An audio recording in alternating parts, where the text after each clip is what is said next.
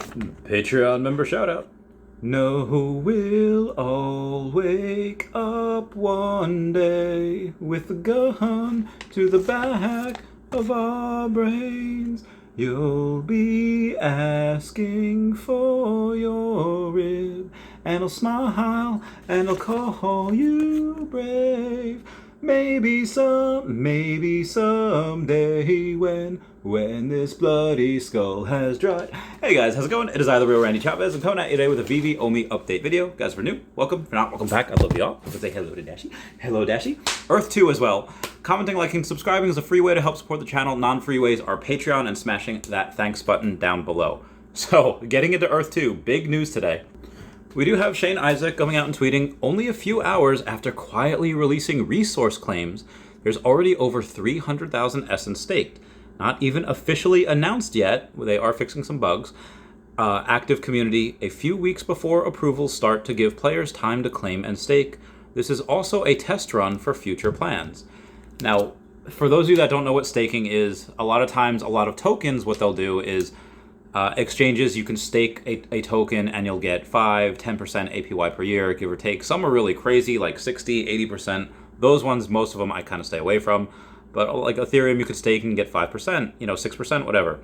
If you want to, take out some equity on your house, and let's say it's 3 or 4% interest, and then you get 6% interest while staking Ethereum, and the price of Ethereum is probably going to go up. Not financial advice. My friend Tyler did that, and he's sitting pretty right now. So that's what you can do, but a lot of things can become securities at that point. And a lot of times what companies do, like let's say Veve with Omi, they'll say, okay, we won't give you more Omi on the Veve app, but if you stake it, you might get some really cool rewards on the Veve app or in the Veveverse. Now with Earth 2, what they're doing is they're not going to give you more essence because they have a cap of about 5 billion of that essence. But only about 200 million, give or take, are in the circulating supply. It's actually probably going to be much less than that, maybe like 150, 160 million. I just like to be ultra conservative. So let's say there's 200 million out there, and this 300,000 essence stake was earlier this morning at about over 12 hours ago as of the making of this video. There's probably well over 500,000 or almost a million essence staked. And I guarantee you by the time it comes out publicly in the next couple of weeks, we're probably going to have a couple of million Omi staked. Let's say if it's 2, that's 1%. 1% of it staked, not too bad right now, and that will probably be a couple $1 million because when Essence comes out, even at a menial $400 million market cap, that'd be about $2 per Essence, and that's pretty low for something like this. So what are the rewards? How do you stake it? So you go to your claims on Earth 2. What you'll be able to do is go to the website, and they'll show you on your page, let's say like that is where your name would be. If you go down there, you can just go right to resource claims. And what you can do is say like, hey, claims pertaining to a specific resource can be found using the resource type filter. Simply just select the desired resource from the resource drop-down bar, whether it's water, gold, what have you. In Antarctica, probably going to be water. But the drop-down bar contains all resources that have been released to date on Earth 2. If you want to remove the filter, you could do it another way, and you could search for a player name, etc., etc. But be advised, each claim has different thresholds. So if you have a property that's just one tile, it's going to be a lot less essence you can stake as opposed to a property of 750 tiles. And what you'll do is, okay, Antarctica, probably going to be some water there. I doubt there's going to be gold in Antarctica. Maybe a little bit of oil just because there might be oil under there, but for the most part, it's just water. If you go to Venezuela or, Kuwait, there's probably going to be oil there. And if it passes validation, they agree, and you get rewards based on how much you stake. So this really does incentivize a lot of different people to go, especially people that have tens of thousands or hundreds of thousands or even millions of essence. They're probably going to stake a lot. The more that's staked, the more that's tied up, the more that's taken away from that circulating supply, and the more that I think that will cause a squeeze as a bunch is staked. And it gets released on a bunch of exchanges and people are going to buy and they can't get it because it's tied up from the circulating supply, we could possibly see several dollars or even $10 right away. Now, I do think a couple dollars just because we are in a bear market, we are in this recession, and again, it's not financial advice, but in this bull market, I don't know, like the bull market that we have, let's say 2024, 2025, $20 is not outside the realm of possibility. If it's, let's say there's 200 million Omi, okay, well, $10 is 2 billion. Okay, how much is 20? It's only a $4 billion market cap. You have stuff that, like, let's say is Decentraland or Sandbox that have been above that in bull markets, and they have like 1,000 users a day, give or take. We have so much more than that in Earth 2. So really what a lot of this is going to do, I think, is going to have a supply shock, and I think that it's going to cause a squeeze. And again, this is just in the bear market. So in the bull market, $40 per essence? I don't know. All I know is I'm not going to sell essence right away once it does get on there. I mean, if it starts at $10 per essence and I have $350,000, maybe I'll sell a little bit. But I think that might be a little silly if you see that it's a supply shock and a lot of people are using it, a lot of people are burning it. I think what you can really see is in the tens of dollars, like $30, $40 is not outside the realm of possibility. Just my opinion. So moving on to the OMI token, we did outperform the markets. The S&P 500 was up 0.3, the Dow Futures was up 0.2, and the Nasdaq was up 0.43, and OMI itself was up over 1%. Not as much as Bitcoin, up 1.5%, but again, outperforming the markets for the fifth day in a row now, at least the fifth market day in a row. So very, very happy for them on that particular. And like I said, calm before the storm. This is the second week in a row where we burned less than 1 billion OMI from the reserve wallet. I think, like I said, just calm before the storm, because we will have San Diego Comic-Con next week, which I'll be there all 4 days in a mask because the place is ridiculous. And I'll be going and onboarding users pretty much as I can. I don't know. The goal will be a couple hundred, but it's probably... And that's just me personally. There's going to be other people there that's going to help onboard users as well from the team. I'm not sure if David and Dan will be there. This is David's thing. If David is not there, he's probably going to go and tell Alex to go and buy a bunch of things that he wants. He did the same thing at DesignerCon last year. I'm not going to be here. Alex, buy this, and this. So it is his wheelhouse, is his thing. I would expect him to be there, I think, but not 100% sure. Speaking of Alex, he's having a little fun with some trolls. We had some people saying that I bet you we won't have cash out or full KYC for everyone by mid-July. Somebody responds, care to make a wager? I say you're telling some lies. In a couple of days, there'll be more excuses and broken promises. I say you even block me like you do with anyone else who calls you out. You do have that reputation. Alex G responds, fine, if I win, delete your Twitter, save me the trouble of living up to my reputation. Again, Alex just having a bunch of fun.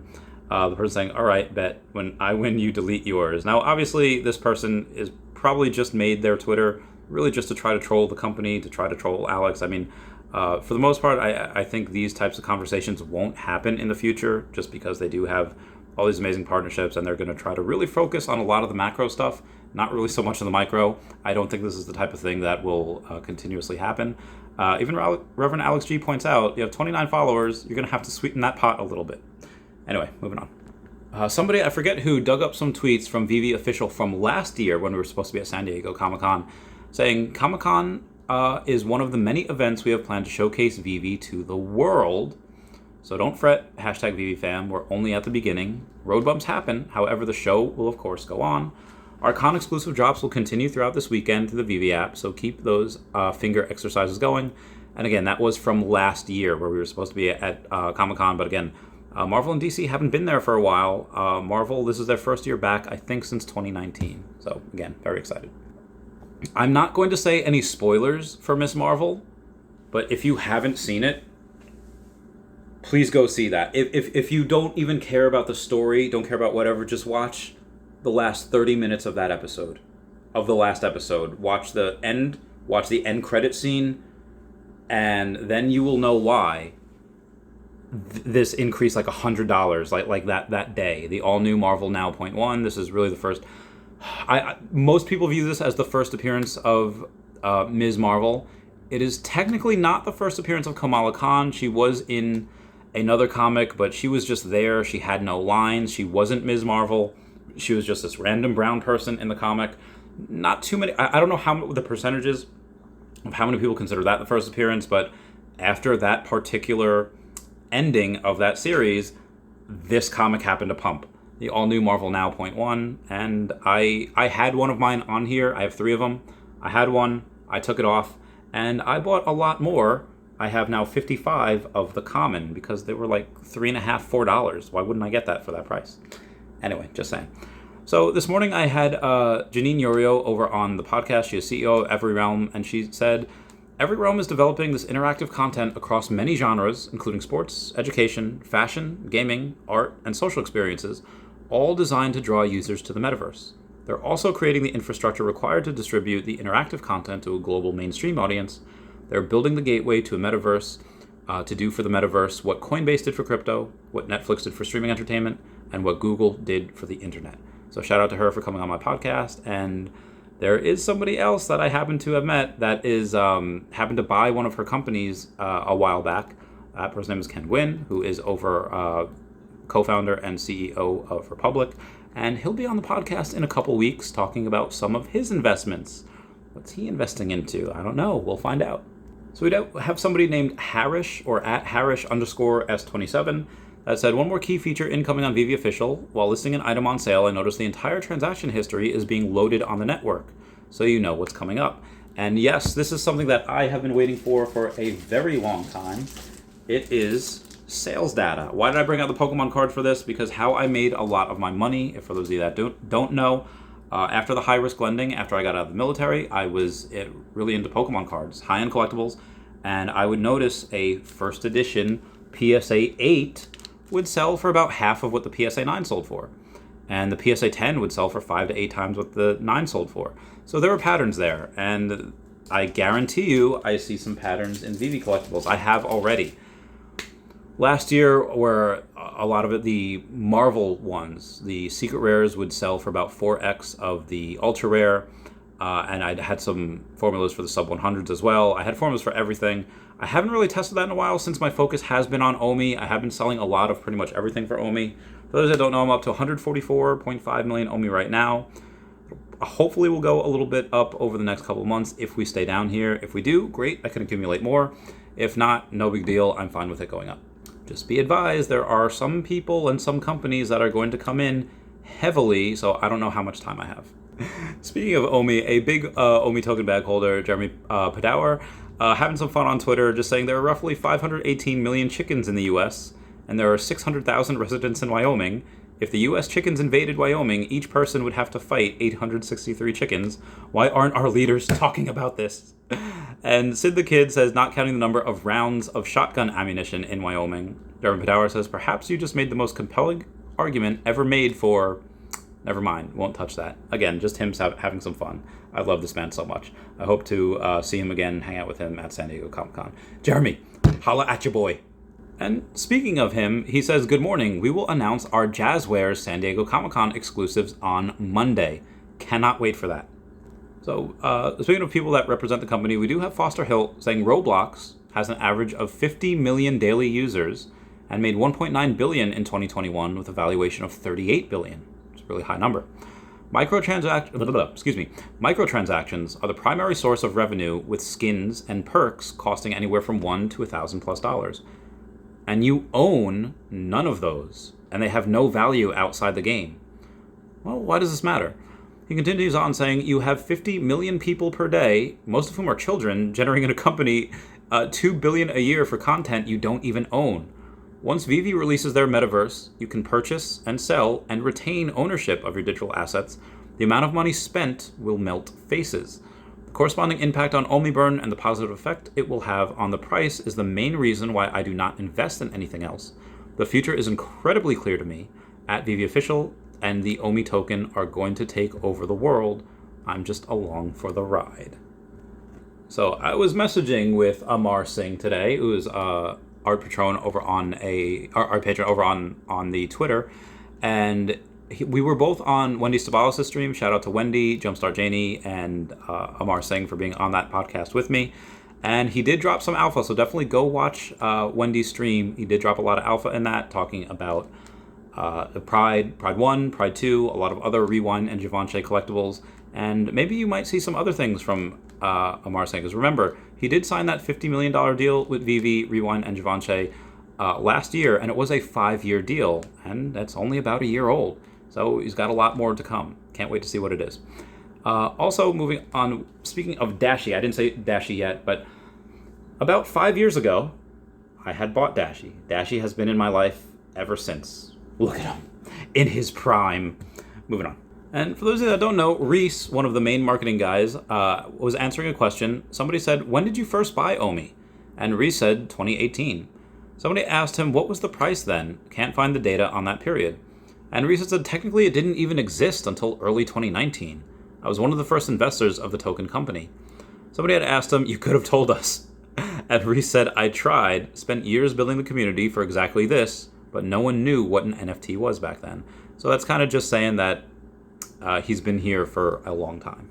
Other members of the community like Hello K had tweeted, waiting for the inevitable collapse of projects that sell generative JPEGs with utility, being early access to more generative JPEGs and an arbitrary token they minted themselves. Oh, and access to a Discord group. Breaking that down, pretty much Hello K just means that, yeah, a lot of the other projects out there with JPEGs as NFTs most likely are not going to last. So he continues on saying, real revenue generating, solid IP product equals the right choice. And he's pretty much talking about Veve there. We kind of have the best ones. Just saying. PlayStation on their blog says, also as part of PlayStation Stars, we are unveiling a new type of reward called digital collectibles. Where have you heard that before? Comment down below where you've heard that. Collectibles are diverse as our portfolio of products and franchises. They are digital representations of things that PlayStation fans enjoy, including figurines of beloved and iconic characters from games and other forms of entertainment, as well as cherished devices that tap into Sony's history of innovation. Now, games, maybe like, Marvel, Capcom, Monster Hunter. I wonder who has those licenses. Anyway, they go on to say there will always be new collectible to earn, an ultra-rare collectible to strive for, or something surprising to collect just for fun. Speaking of surprising, Veve Digital Collectibles tweeted, Jurassic Park fans, those holding a T-Rex, blue, and beta collectibles are eligible, we're learning today, to be gifted one of 4 blue and beta together collectibles. Ultra-rare holders of the 3 full sets, common, uncommon, or rare holders of at least 1 collectible from each set, and a snapshot to be taken by Tuesday, 19 July at 11 a.m. Eastern Standard Time or 8 a.m. Pacific Time. Can't wait for that. So, speaking of other drops, we have Veve saying the Disneyland at Disneyland Resort Posters collection is inspired by the original artwork to create posters for attractions that have been fan favorites for more than 60 years. 5 digital posters from the 1955 to 1959 series drop on Sunday, July 17th at 11 a.m. Eastern Standard Time in blind box format. And you see Fantasyland with the whale. It's going to be a bunch of stuff. Really, really bullish on this. In other news, Veve says, heads up, Veve fam, more batches of collectors continue to be added and onboarded for KYC and payout. Keep an eye out on your inbox or look for a verification prompt on app.veve.me. And that's just the tweet, just saying that more and more people are being added every single day. And most, if not all, will probably be added by Comic-Con. We have this Paul Barron network at Paul Barron TV over on the Twitter saying, breaking, Disney chooses Polygon. Would love to have F-Wiz, whoever that is, will have you on the show. And they're basically saying Disney Metaverse X Polygon. I'm not really 100% sure what the Paul Barron network is. I know they have a YouTube channel. I know they contacted whoever F-Wiz was to be on their YouTube channel. But I do believe this is a little misleading. Disney did apply for their metaverse either last year or earlier this year. A lot of it is going to be AR over their existing infrastructure. There is no evidence showing that Disney's metaverse is going to be partnering with Polygon. What this is referencing is just the accelerator program that Disney has, which involved Polygon and 5 other startups that I've never heard of. And some of them might be good, but what accelerator programs are, just, once again, if it wasn't enough yesterday for the people in the back, a lot of it is just saying, here's a small amount of money, in this case about $120,000 for each of them, and I say develop what you can in Web3 and NFTs. If we like it, great. We get first access to it. We get first dibs on it. And if not, no big deal. It's only $120,000 that they're giving each of them. And it's just something to really show that their shareholders, hey, we're in Web3. We're in this. We didn't forget about you. I think to say that Disney's Metaverse is partnering Polygon, I think is very, very, very misleading. Again, just my opinion. But we do have some alpha and confirmed things. We have at Irish Vever saying, my guesses for the 5 Marvel drops at San Diego Comic-Con is Black Panther Mighties, Doctor Strange statue, Takes to Astonish number 90 comic, Savage She-Hulk number 1 comic, and Amazing Fantasy 15. And Reverend Alex G responds, I assume you tagged me for potential validation of these guesses. And the guy says, yes, sir, just accidentally, just throw a thumbs up if I got any of them correct. And Alex G responds, 0 out of 5. Sorry about that. So somebody else says, what about Journey into Mystery 83? Thor number 2, first appearance of Gore. Amazing Spider-Man number 300. Multiverse of Madness Mighties. Or what if Jane Foster was Thor? Those are his guesses. And Alex G once again responds, 0 out of 5. Slamming that hammer down. Sorry for the 20-plus minute video. There's just a lot to go over today. Hello Kate reads that I feel like Veve is always ready to respond to any kind of social media trend. HRO Batman drop, Veve unloads Batman Black and White series. Batcow's launch, Veve drops a Batcow HQ. Disney Accelerator news, Veve drops a new series of Disney NFTs. I swear it's all planned. And then you do have at Akomi Reese going in and liking that for LOK. Shout out to that. Also, on this day 12 years ago, Bitcoin became worth 1 penny. It has done quite a significant increase since then. OMI right now is, you can get it for less than 2/10 of 1 penny is 1 OMI. I'm not saying OMI is going to be thousands of dollars. It definitely won't be. But I think it could be multiple dollars in the future. And probably by the end of this decade, we'll probably see a $1 OMI. Not financial advice. That is my own prediction, and I could be wrong. But speaking of predictions, Foster Hill goes and say, going from 0.001 to 0.0011 is the same as 10 cents going to 11 cents. The percentage-wise is the same. While it may not feel like much, going up 10% in a day now, remember that it represents 100x from your original cost basis once you get there. And just breaking that down, that means $100 invested, if it goes up 0.001, it'll really just make you $10.